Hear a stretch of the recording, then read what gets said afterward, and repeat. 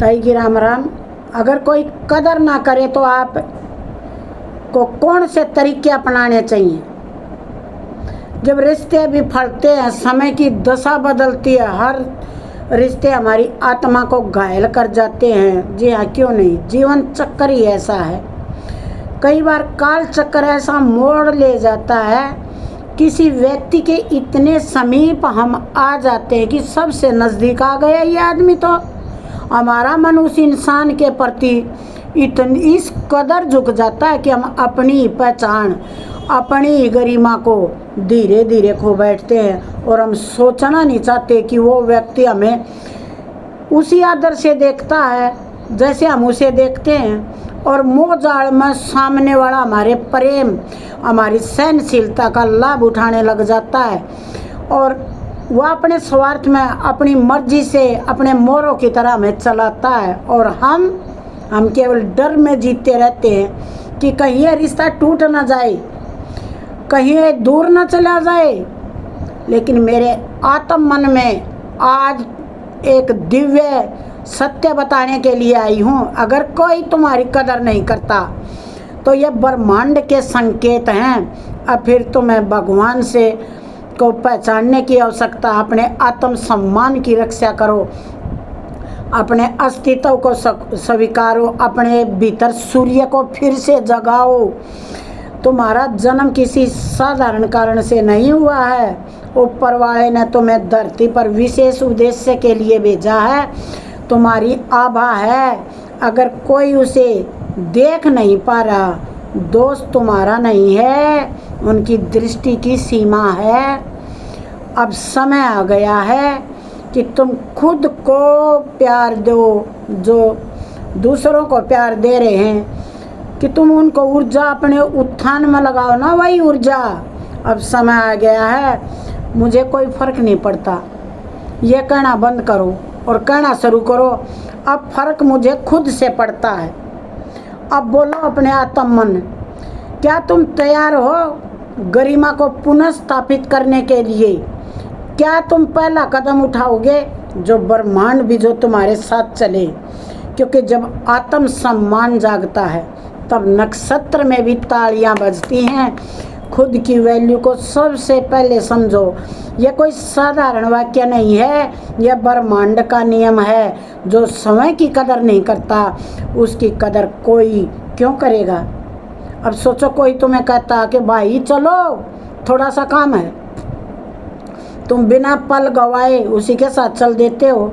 क्यों? तुमने मान लिया है कि ये तुम्हारा समय कीमती है, कम है और काम ज़्यादा ज़रूरी है। ये मित्रता नहीं है, ये आत्म बलिदान है। बिना मांगे, बिना सोचे एक बार उल्टा दृश्य देखो। जो तुम्हें किसी दिन उसी मित्र के सहयोग की ज़रूरत होती है, वह तत्परता से वही ऊर्जा तुम्हें महसूस कर पाते हो। पहली बार बहुत उत्तर मिलेगा, यार थोड़ा बिजी हूँ, बाद में बात करना। फिर वो एक होगा जो चंद्रमा सा कोमल था, एक अमावस्या में ढलने लगता है। हमेशा हाँ कहना तुम्हारे आत्म सम्मान की नया बन जाता है।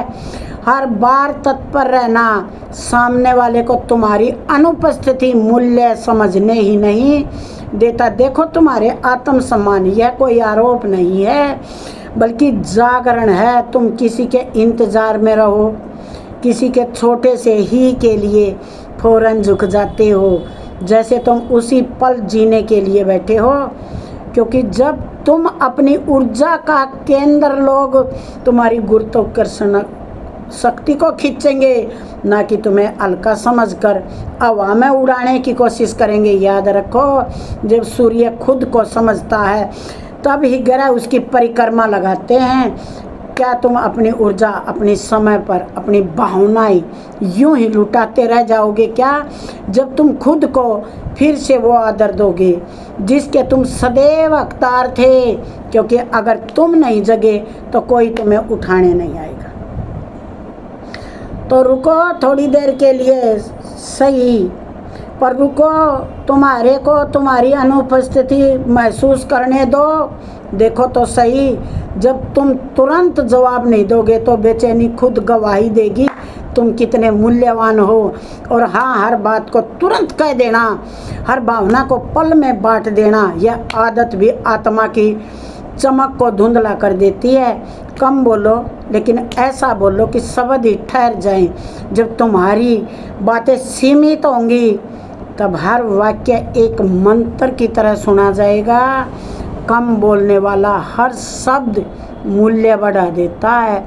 जो चुप रहता है उसकी मौन भाषा सबसे जोर से बोलती है। अब एक और बेहद ज़रूरी बात बताती हूँ जो तुम्हारे जीवन को गर्वों से जोड़ती है। जो दूसरों को खुशी करने की आदत, उफ, यही आदत है जिसने हजारों रत्नों को धूल में मिला दिया। देखो आत्मन, तुम सूर्य हो, तुम्हारा कार्य है प्रकाश देना, हर किसी की आंखों को बांधने की कोशिश नहीं। सूर्य जब तपता है तो कुछ लोग छांव ढूंढते हैं, पर वही तपन किसी और के लिए जीवनदायी ऊर्जा भी है। कभी किसी को पूरी तरह खुश कर पाए कोई नहीं, तो क्यों अपनी आत्मा को हर दिन छोटा करते जाते हो? क्यों हर बार अपने आत्म सम्मान को गिरवी रखते हो, केवल इसलिए कि कोई नाराज ना हो जाए?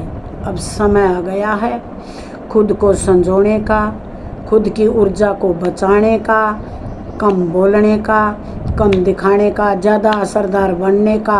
अब अंतिम रहस्य की ओर। मेरे आत्म मन ऐसे बोलो सूत्र जो हमारे मन में के ग्रहों की चाल भी बदल सकता है। वह मंत्र जो तुम्हारे भीतर के शिव को जागृत कर सकता है। अगर किसी को खुश रखना है तो खुद को रखो, अपनी खुशी को प्राथमिकता दो। यह कोई स्वार्थ नहीं, यह आत्मिक कर्तव्य है। क्योंकि जब तुम समय से संतुष्ट हो जाते हो तब तुम्हारी उपस्थिति ही दूसरों के लिए वरदान बन जाती है। हर सुबह अपने आप से यह प्रश्न पूछो, मुझे क्या पसंद है, क्या मैं यह काम कर सकता हूँ। ये ध्यान रखने की बातें, हमेशा ध्यान रखो। आपको ये ताई की बातें कैसी लगी? अच्छी लगी तो ध्यान देना। मिलते हैं अगली वीडियो में, तब तक अपना ध्यान रखना। ताई की राम राम।